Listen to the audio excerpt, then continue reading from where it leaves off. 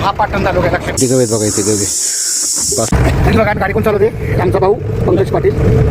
आणि दुसरं की आम्ही कोयनेला आलो. कोयनेला ही गाडी ही जो वय आहे आम्ही कॉलेज असताना वापरलेली ही गाडी लाल भडक दिसतात ना. मी नेहमी म्हणतो ना पाटण चालू का, तर हा पाटण चालू आहे लक्षात ठेवा.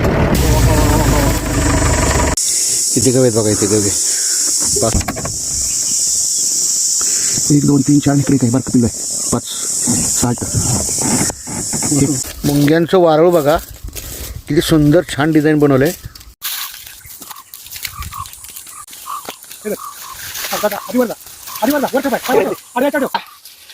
कसं आहे त्याला म्हणायचं गावठी. ही लहानपणी झाडावर चढायला शिकलो का नाही, त्याचा सगळा फायदा आहे.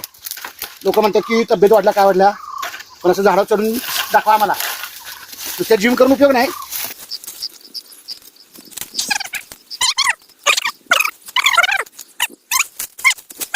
यासाठी जंगलात येत असतो का. हे रानमेवा आमचा पंकज दादा आहे, मी आहे. रानमेवा आत्ता आम्ही करवंद खाल्ली, आळू बघितलं, जंगली कडीपत्ता बघितला. आता हे मस्तपैकी काजू, त्यांचं शिकं काही घेतल्या, जरा घरी गरम करून जर डोक्याला लावतो बघतो आले तर आले केस.